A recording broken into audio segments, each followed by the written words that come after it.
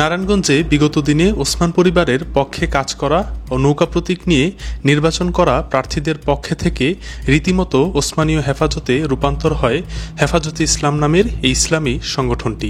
বিভিন্ন ইস্যুতে তৎকালীন মেয়র সেলিনা হায়াৎ আইভীর বিরুদ্ধে সভা সমাবেশ ও হাত পা ভেঙে শীতলক্ষায় ভাসিয়ে দেওয়ার হুমকিও দিয়েছিলেন সংগঠনের নেতারা।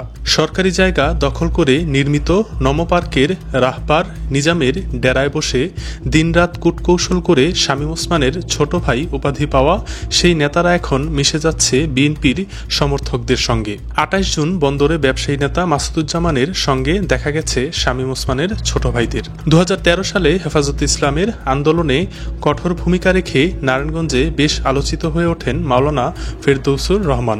ধীরে ধীরে সংগঠনের আদর্শ উদ্দেশ্য ভুলে গিয়ে নারায়ণগঞ্জের তৎকালীন এমপি শামীম ওসমানের পক্ষে কাজ করে যান তিনি। শামীম ওসমানের হয়ে তার পক্ষে নাসিকের সাবেক মেয়র সেলিনা হায়াৎ আইভীকে ঠেকাতে কাজ করেন। পর্দার আড়ালে শামীম ওসমানের হুকুম তামিল করতে ঝাঁপিয়ে পড়েন মাওলানা ফেরদৌসুর রহমান। সেই ফেরদৌসুর রহমান আওয়ামী লীগের নৌকা প্রতীকের ব্যানার নিয়ে হেফাজতে ইসলামের নেতাকর্মীদের নিয়ে শোডাউন করতেও দ্বিধাবোধ করেননি। ভূমিকা রাখেন সদর উপজেলার আলিরটেক ইউনিয়ন পরিষদের নির্বাচনে প্রথমে নৌকা প্রতীকের মনোনয়ন পান সাবেক চেয়ারম্যান মতিউর রহমান, কিন্তু জাকির হোসেনও নির্বাচনে নৌকা প্রতীকে আগ্রহী ছিলেন।